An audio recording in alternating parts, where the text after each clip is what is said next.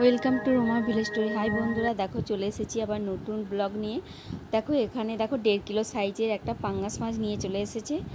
আর তোমাদের দাদা ভাই দেখো আমি এটা দিয়ে আজকে রেসিপি বানাবো। দেখো মাছগুলোকে কেটে নিয়েছি, কিছু মাছ আমি রেখে দিয়েছি, তারপর নুন আর হলুদ মাখিয়ে দিয়েছি। তারপর এখানে দেখো আঁচের উনুনে রান্না বসিয়ে দিয়েছি। আমি প্রথমে মাছগুলো এক এক করে ভেজে নেবো।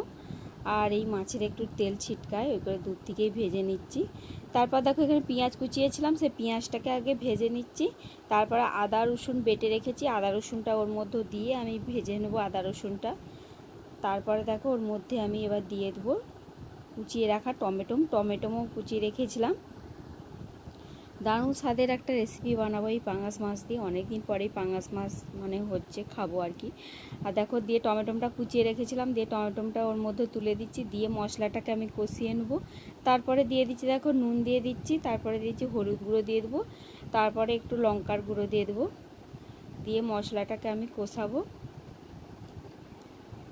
দেখো বন্ধুরা পুরো ভিডিওটা দেখতে থাকো কিভাবে রেসিপিটা বানাই। আর আজকে আমি দুটো রেসিপি বানাইছি।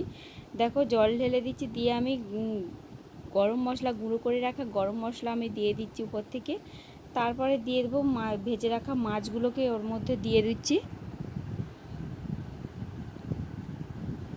পুরো এই রেসিপিটা কিন্তু একদম মাংসের মতোই টেস্ট লাগবে, মাংসের মতোই, গন্ধটা কিন্তু খুব সুন্দর উঠে গেছে।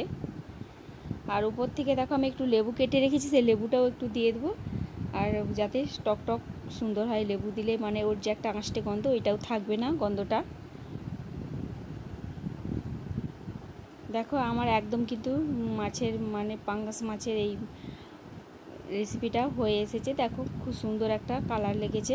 আর এদিকে দেখো আমি করলা কেটেছি মাঝারি সাইজে, লম্বা লম্বা সরু সরু করে করলা কেটেছিলাম, সেটাই আগে ভেজে নিচ্ছি।